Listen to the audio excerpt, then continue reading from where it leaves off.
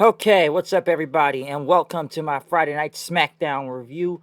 A lot of stuff going on in the show tonight. I mean, a lot, especially regarding going into Fastlane and everything, and some very big developments, I should say, as they lead into Fastlane.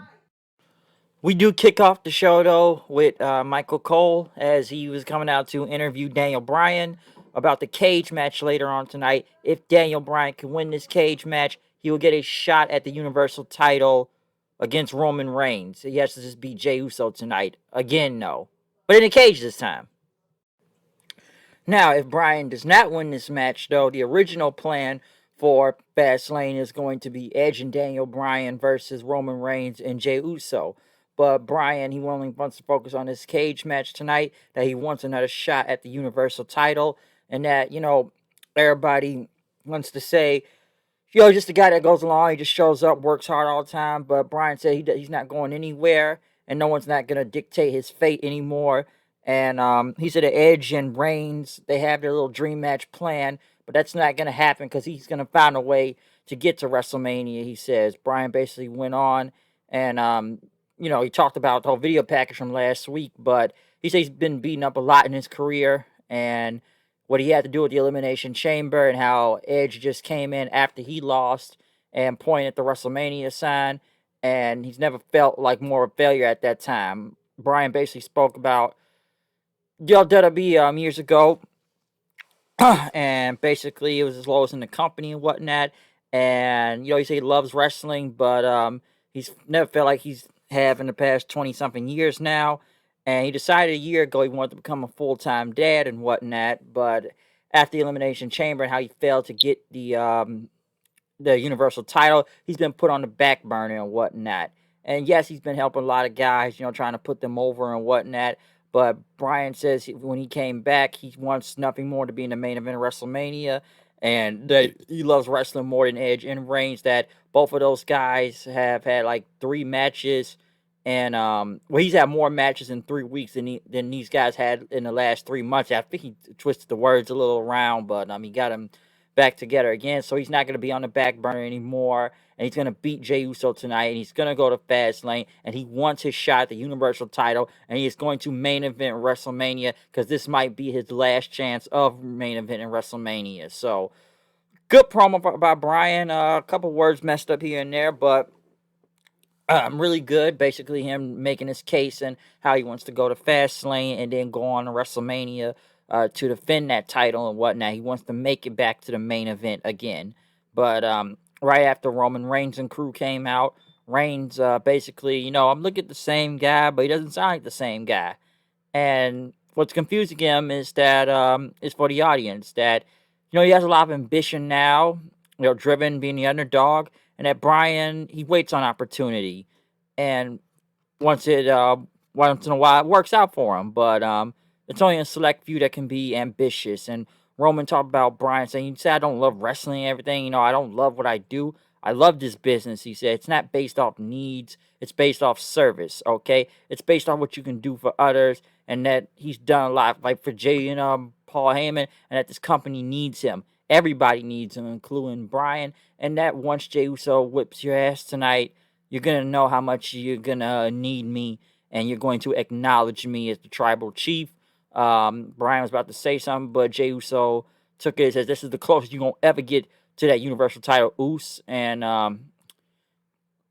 the cage ain't keeping Roman out; it's keeping him in and whatnot. So you better be ready later tonight. Jey Uso tried to get the sneak up on Bryan like last week, but Bryan saw him coming and took him down. Had a little bit of a stare down with Roman. So good promo about Roman and Bryan. Very good, fun way to kick off the show with both of these guys' promos and whatnot. Bryan almost kind of doing what he can because this may be his last chance of ever main event in a WrestleMania. As Roman Reigns, still being the tribal chief, saying, "You need me. I can get you there if you just acknowledge me and whatnot." All right, so basically just hey, you say you know all this and everything. How come you ain't there next this week and whatnot? How come you not near the title shot? So very fun way to kick off the show.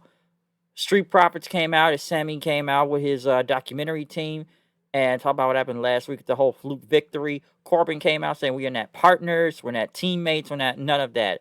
And Corbin says, I don't like you, so I'm a singles competitor. And he ended up going against Montez Ford um, and whatnot, which Corbin got the win thanks to Sammy's documentary crew. But right after we had Sami Zayn and Angelo Dawkins then, which Montez Ford ended up distracting Sami Zayn's crew, and Dawkins got the roll up then. And then Sammy basically looked at his camera crew saying, like, which one of you did this? Which one of you working for the company? You? I don't know you, okay? Who are you, huh? Why are you in my documentary team? And he ended up like punching him in his stomach or something, leaving him on the ground. So don't really know where they're going with this Sammy Corbin mixed tag, or I don't know where they're going with this.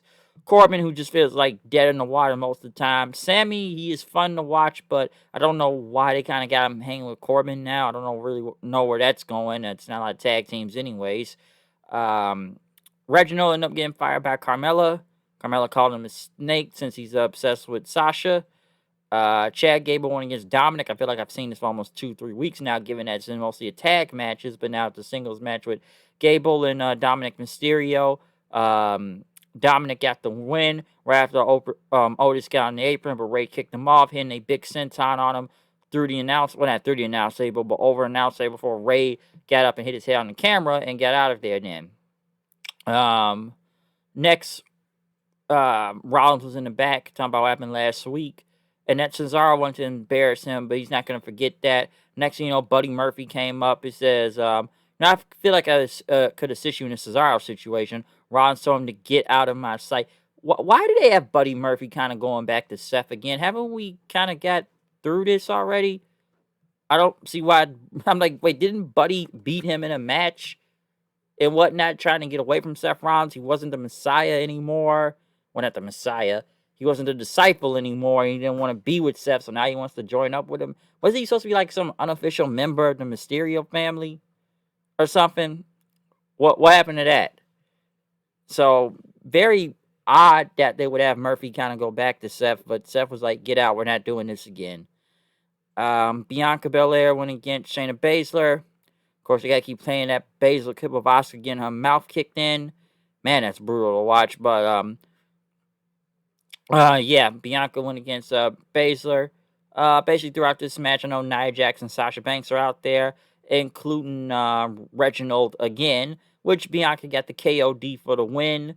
Right after Bianca told Sasha, like, you do what you need to do and whatnot. You better control your mans right here. Sasha ended up slapping Reggie, saying, I told you to stay out of my business, all right? So stay out of it. Jey Uso was in the back talking to Roman there, and Roman says, listen, the Universal title is safe until WrestleMania. But if you lose tonight, you embarrass this family and yourself. All right? But Jey Uso said, I got this, so he was ready for that. Murphy went against Cesaro. Seth Rollins was on commentary. Good match. It's okay. Murphy, I don't remember the last time he's even had a match on SmackDown. At least I guess he's not fucking Aaliyah right now, so I guess they finally let him wrestle. So yeah, Cesaro won with the swing and then the sharpshooter. So don't know where this whole thing with him and Seth is going, but we'll see.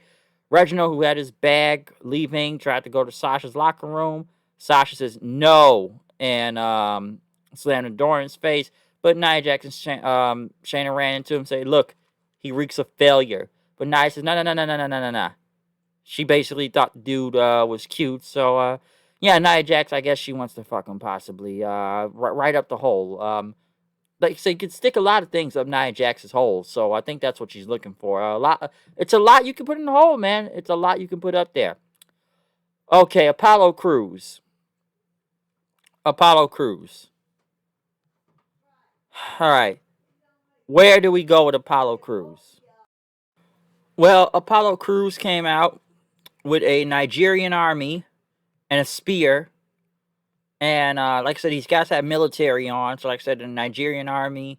And I don't think the spear was real, I'll be honest. But Apollo Crews now doing the Nigerian accent, which he did the whole promo in Nigerian accent. Basically say this is the real him. Basically, he's got the elite guard. He has been protected by a family of wealth and generation. And talk about he was bullied in school as a kid. And people always asked him about his heritage and how, he used to ask him, did you write a line in school? or do all this stuff, and they didn't accept me for what I was and everything because of my accent and my generation, he says. And, basically reminding him of his ancestors, how he used to hunt people and insulting them for what has happened. And he talked about how Big E, he's humbled and insulted him at this point. And, he says, I'm very, very happy that you are coming back next week. But, once when you come back, I want my rematch for the Intercontinental Championship. But he went on to say he's going to show him his dominance next week. Let me say this about Apollo Crews, which I see they're going all out with this gimmick. And I tried to look up videos when he was Uha Nation before he got to WWE. Did he ever really do this accent and whatnot, or wherever they're going with this? Because when he's doing this accent, I'm sure people reminded like when Kofi Kingston did the Jamaican accent and whatnot. But they are really going as above and beyond with this new gimmick or wherever they're going with him. He's got something now. They got the honor guard with him. This dude's got a spear. He's got the colors on. Like he's just full on Nigerian now. Just everything. He's got it. He showed Big E the steal. And next week, he's going to get him for the Intercontinental Championship. Now, I know some people are going to say this guy just went on full Black Panther mode and are waiting for they just wait him to say Wakanda forever and everything. So I've been seeing that tonight on Twitter also. I just don't remember him even having an accent even when he got to NXT and whatnot. So it's new that he's really going with this. He's pulling it off well, though. I'll give him that. But I just don't remember him doing anything even when he was the Uha Nation on the Indies. I had to look up videos to see if he had done this before, because he's going to show Big E the steal next week, because he's had his ancestors disrespected by Big E. He's going to show them. That's how he has an honor guard. He's got a spear, and maybe next week he will show the steal. Excuse me, but he is going to do something next week. He may have a tank, but he's bringing the full Nigerian army with him. How many bodyguards will he have next week, I should say. So yeah, they're doing as much as they can with Apollo Crews. But I'm digging it though. I am digging this new gimmick. He's got something going on for him at this point. So let's see how much are they going to put into Apollo Crews with this whole thing. Tamina and Natalya were complaining about they wanted a women's tag title match at Fastlane. I see Tamina's got a new look going on there. So something's interesting they got going with her. But yeah, gonna show him the steal. Bailey, I guess, doing her talk show Ding Dong Hello, reading her sweet tweets and whatnot. Basically, talking about Sasha and others, and I guess she read one and she didn't like it, so she went through her door APA style and left. Don't really know who sent whatever to Bailey, but I guess we'll find it out later. But in the main event, we got Daniel Bryan versus Jey Uso in a cage match. Roman Reigns had a chair pulled up while Paul Heyman stood next to him. Very good match, I should say, to close the show. Bryan hit a big butterfly suplex and then hitting a yes lock onto Jey Uso, which Jey Uso did grab the ropes, but this is a cage match, so there's no disqualifications and whatnot. Jey Uso ended up tapping out. Bryan celebrated on top of the cage as Roman Reigns looked very displeased and pissed off then as he looked on. Okay, so yes, at Fastlane it will be Daniel Bryan versus Roman Reigns for the Universal Championship, and whoever wins that will face Edge in the main event of WrestleMania. Okay, will Edge somewhat get involved in Fastlane? Possibly, for all I know. Not sure, but we'll see what happens with that if he does get involved. What else to add though? But yeah, Fastlane, it's looking good. But I have enjoyed SmackDown tonight though. Really good stuff tonight. From the beginning promos to the Apollo Crews promo to the main event. The Bianca, Sasha, Reggie stuff, I'm kind of up and down on.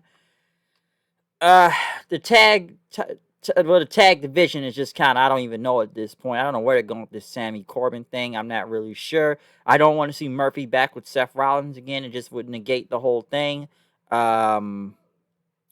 What else happened on this show that I need to know? I think that's kind of mostly it that happened on here. Dominic and Gable was okay too, but yeah, I think the most talk about was either the Roman Bryan situation, and I'm putting the Cruise thing up there too, given that they're doing more and more with this gimmick. Come on, they gave him some honor guards out there, and he's got a spear. Okay, he's got a spear. He's repping the Nigerian colors. He's full on with the accent now. So we'll see what happens with that. Okay. Other than that, that's my review of SmackDown. Follow me on Twitter at HoodedKnight890. Tell me what you think about this show. This Sunday, we will be back for a AEW Revolution review. I was thinking about doing a joint review, but I don't think my co-host wants to do this one. He was thinking about it, but I don't think he's feeling it on this one. So, yeah, we will be back this Sunday for AEW Revolution and their review. Crazy how I went to that show last year, and now it's stuck in Daly's place. And I guess I consider myself lucky. I know I say this a lot, but still, I consider myself lucky that I went to that show, and that was like one of the last pay-per-views before the pandemic hit. So yeah, I consider myself lucky and in a way blessed at the same time too. All right, but I will see you guys again this Sunday for the AEW Revolution review. I'm out of here. See you guys later. Peace out. Hey man, March Madness is going crazy. I'm not gonna play the song right now, but you already know how it goes. Just na. Dirty money in the cup. You know how March Madness goes, okay? Something dirty in the styrofoam. Peace.